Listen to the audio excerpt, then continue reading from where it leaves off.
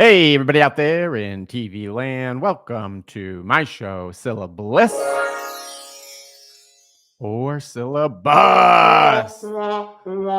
I, of course, am your host, the Fake Professor. And on my show, syllaBLISS or syllaBUST, I comb through college syllabi from across the nation.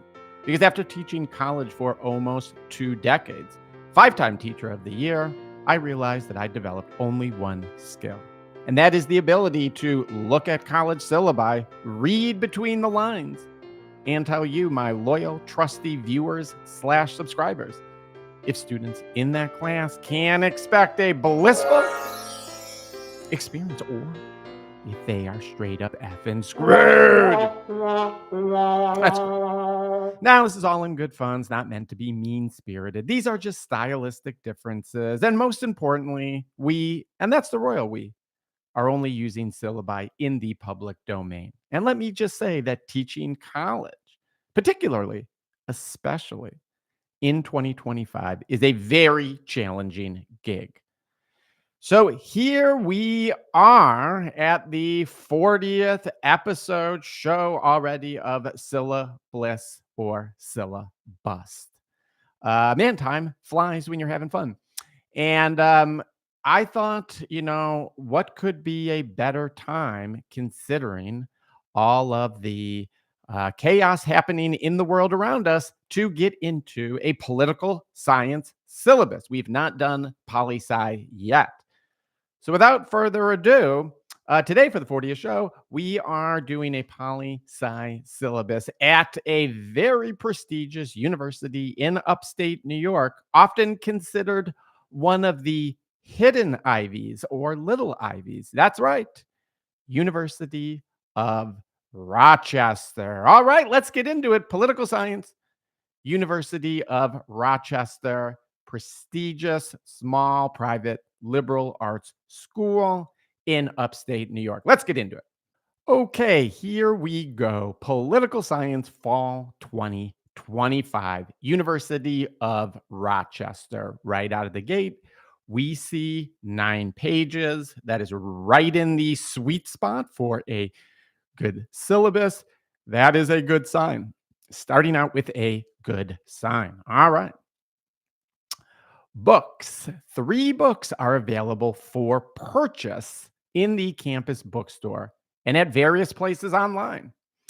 Some of these books are also available as electronic editions. All right. You can see right here, Democracy for Realists, Bureaucracy, and Suburban Nation. All right. Maybe a little bit more information about these books. There's not really a year where they were written or anything like that, but that's okay. Let's keep going here. Current website, not interesting. Academic honesty. Do we have anything about AI here? Nothing. Okay, let's take a look at this because this is high up. I got to say, on syllabi, a lot of times you don't see the academic honesty section at the beginning. A lot of times you see it at the end. And you see it at the end because most faculty think of it as kind of legalese language. Nobody's actually really reading that unless there is a specific policy, like an AI policy. But no student is going to read the university's threatening statement about if you cheat, you fail. Pretty much everybody already knows that. So when you put this on the first page, on the appetizer section of the menu, that means the instructor really wants you to pay attention to this. So let's read it. In this class, students are encouraged to discuss readings and course material with anyone they choose, including the professor, TAs, and other students.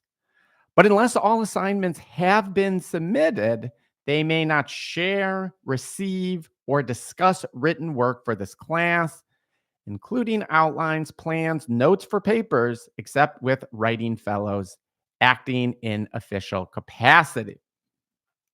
Under no circumstances may students receive help of any sort with their papers from current or former students. Okay. Okay, interesting. Kind of an older school sort of academic policy. I gotta say, most of this stuff is generally taken care of now by the plagiarism checkers or other mechanisms. But anyway, no problem with this. Sounds good.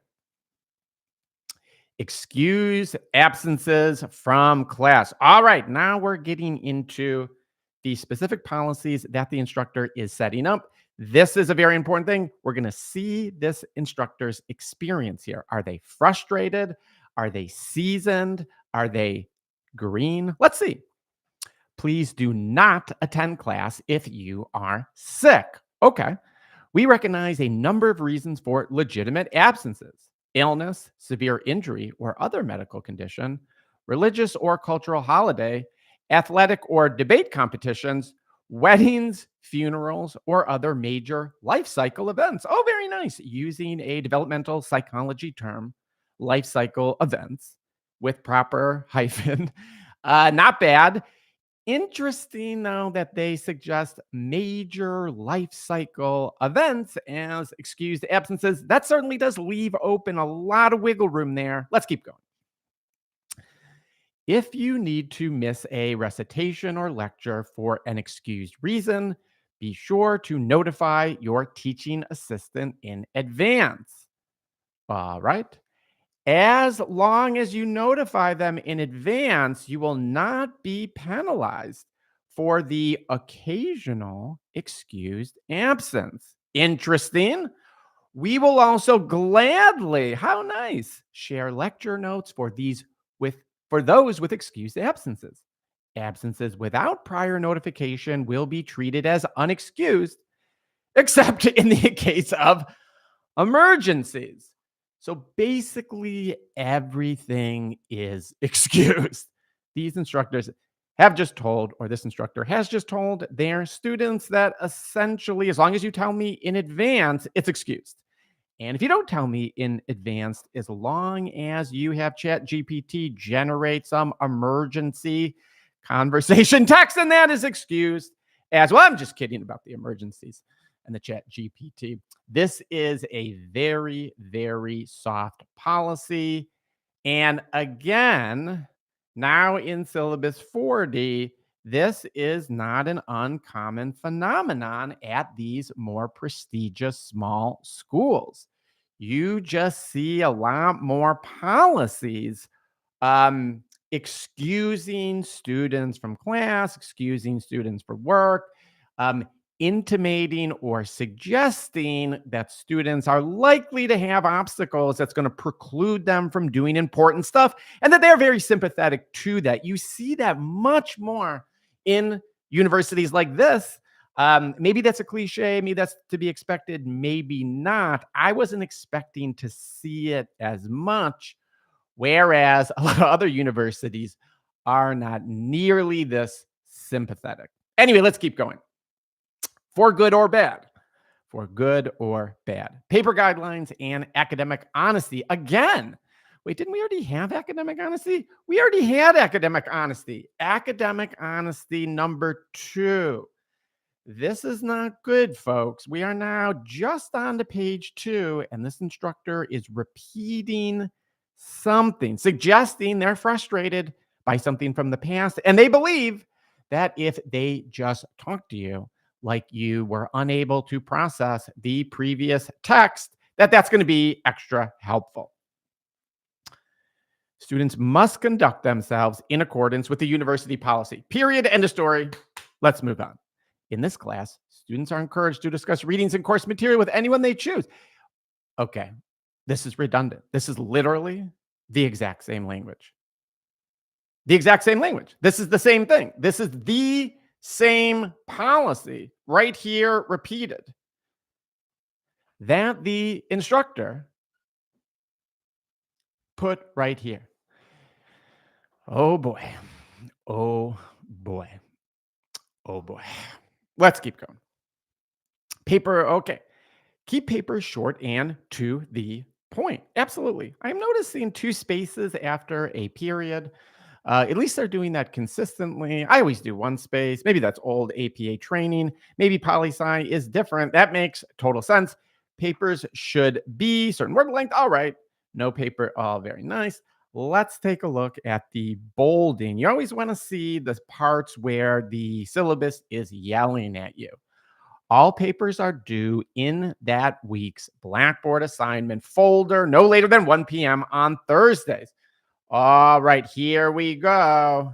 Requests for extensions will be granted only on a case by case basis, except in the case of a genuine and unforeseen emergency. All right, no late papers will be accepted without prior permission. If you do need an extension, contact your TA. Here again, we have a really poor policy. Here is an instructor with a policy entirely now open to subjectivity and conflict with students. Think about this. Requests for extensions are granted on a case-by-case basis.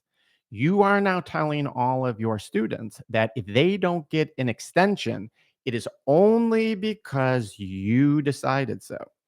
And if they do get an extension, it is only because you decided so. You have taken yourself and made yourself the sole decider of something that's going to seem existential to an undergrad. That is not going to create a pleasant work environment for you or that student, because that student now knows that all they have to do is really convince you. And if they can't do that, the next language here, genuine and unforeseen emergency. Now, I don't know if you've noticed this, but one person's genuine and unforeseen emergency is another person's Tuesday. So now, after the case-by-case basis, they will now crank it up to an unforeseen emergency, and they meaning human beings, because of course human beings are strategically trying to get the best grade that they can. And you have set up essentially here a wide open opportunity for rank subjectivity. And again, that is just not something that we recommend for longevity in this field. If you want to spend your days receiving Stephen King novels generated by ChatGPT with horrible, genuine, unforeseen emergencies, well, this is the best way to do that. Oh boy, it's getting worse. Students are forbidden. I forbid you from using AI-powered tools. Wow, folks, like ChatGPT to summarize readings or to write drafts of papers. I'm sorry, they've all been doing that, and they're all going to continue to do that. Not only will the use of these tools undermine the learning objectives of the course, which are to develop the ability to read with precision, to think clearly, and to respond to prompts with clearly argued papers grounded in evidence from the readings. I'm sorry, head in the sand. Unfortunately, it's not that people can't do this. It's that with ChatGPT and AI, they can now do it in a way that is so much superior to the way that we've been doing it before. The only way to hold this opinion going forward is to convince yourself of this illusion. Anyway, but the use of these tools will ironically, okay, very nice, an ironic mustache, also make it much harder for students to complete required assignments and could trigger an academic honesty violation. Ironically, if you use ChatGPT, your whole life is going to implode. You're not going to be able to think anymore. You are going to get kicked out of school for an honesty violation. It's going to make everything much harder. And anyway, you are forbidden. So essentially, what you and your friends have been doing for the past 2 years and are going to continue to do in my class, because I'm showing you I have no understanding of what's happening in reality right now, you should just continue to do. All right. Include 8 to 10 citations. Very nice. They're going to get those from ChatGPT. Let's keep going. All right, let's take a look here with the bold. As long as you do the readings, outlining, and writing on your own, writing down page numbers as you take notes, there's no risk of violating either of these rules. As long as you don't cheat, there is no problem or really risk of getting in trouble for cheating. And by cheating, I mean doing what you've been doing for the last 2 years. So as long as you stop doing what everybody's been doing for the last 2 years, then you're not going to get kicked out for cheating. But if you do that, you're not going to get as good of a grade as everybody else. You see? Do you see? So here is the conflict that all students have. Okay. It's not a question of whether they believe or not what you're saying. It's a question of whether the people they're competing with are all using a tool that's going to get them a much better grade. And it turns out when we are in an unfair competitive market where everybody has an advantage because they're using this tool, the market pressures are going to be such that most people correctly are going to use that tool. And that is what's going to happen here, regardless of this fantasy world that this instructor and other instructors, the AI Puritans, want to live in. Let's keep going. Oh, more academic dishonesty, right? This is now the third time this instructor has essentially threatened to fail their students for cheating. All right, very nice. Requirements and the basis for grading, participation, 15%.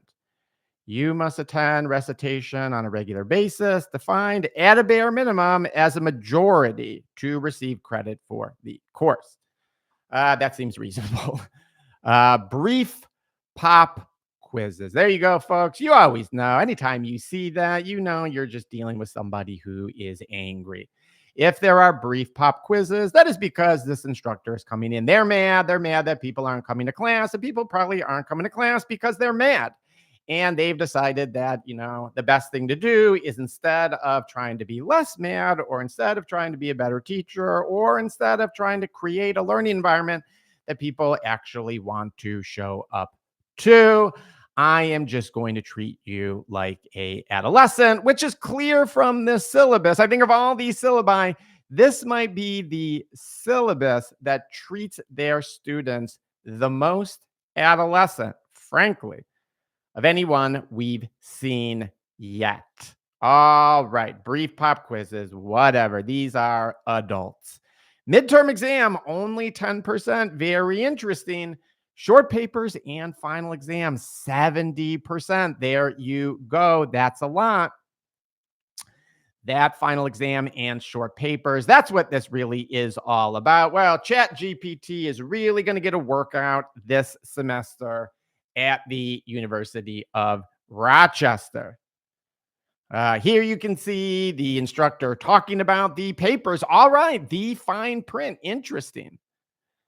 If you skip one pair of units, you'll receive a 0, and this 0 may not be dropped. All right, let's see where we're getting yelled at here. We got bold, we got italics. Whether or not you skip any parts of the unit, you still must write 5 serious papers. Yes, serious. Again, belittling your students as if their papers are not going to be serious. You had to put that qualifier in, right? Just to show that you're frustrated from previous semesters because you didn't think ChatGPT wrote those papers seriously enough. Okay, paper due. The human heart. Oh, the Tocqueville. Very nice. Federalist, interesting. Robert Dahl, cool. 2008, A Democracy in Its Crisis.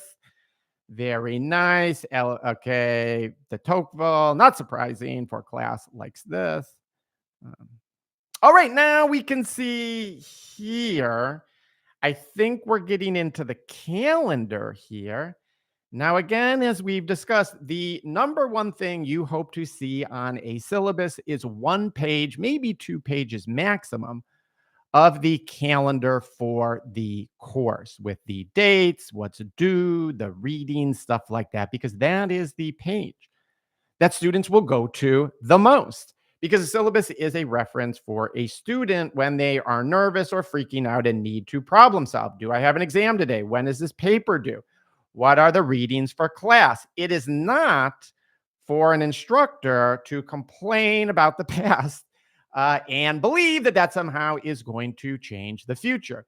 So when you see an instructor not paying any mind to the most important part of the syllabus, it really kind of reveals, I do believe, their understanding of what this actually is for. And they're really understanding of the student experience, frankly. So it's very difficult to tell what's going on here. These are all really separated out, really spread out. The days here are really spread out. Tough to see what's due when to make sense of any of this. Federalist, okay. More papers. I don't know what's going on here. The causes of terrorism. Who becomes a terrorist? Oh, this is actually written by the professor, I believe. Very interesting. Strategic logic. Oh, lots of stuff on terrorism. Yikes. Why is Europe richer than China? Oh, what the fuck? All right. A lot of papers here. So is this what the rest of the syllabus is? All right.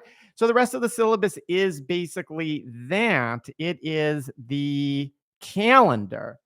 And it looks like it is spread very erratically and holy cow. Very erratically and loosely over 1, 2, 3, 4. Wow, 5.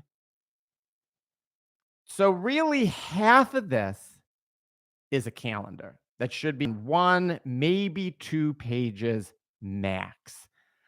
I don't remember seeing anything here for students with disabilities. I don't see any other university policies.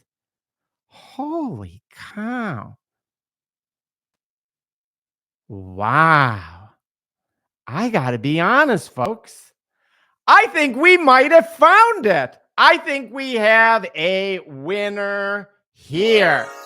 This might be one of the poorest syllabi constructed that we have ever seen. University of Rochester. All right, there you go, folks. Wow, what a 40th episode. University of Rochester, one of the fucking worst syllabi we've ever seen. For sure. Political science. What can we say about political science? We had a 9-page syllabus. 5 of those pages could have been represented on 1 page, and that was just the calendar for the class. Outside of that, so in the 4 pages where we had something that wasn't the calendar, the instructor repeated their honesty policy 3 times, told students that AI was forbidden, and had all sorts of language about how it was magically going to damage their lives if they even thought about it or sniffed around about it. There is no policy for students with disabilities whatsoever. And the policies for late work or excused absences and makeups may be the softest policy we have ever seen. Essentially, you can do whatever you want in this class. You can make up whatever you want.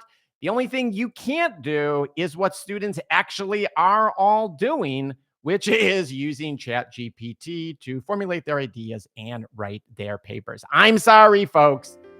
Students taking this class outside of being forced to read some, cool things, and you're in a political science class, like any college class, right? College is fundamentally about being forced to read things that we could read on our own, but won't. Outside of being forced to do that, there is very little education going to be occurring in this class. I'm sorry, ChatGPT is going to get a big workout. Fall 2025, fancy University of Rochester, upstate New York, political science, straight up effing bust. Hope you like that one, folks. We'll see you for the next 40 and more. Peace.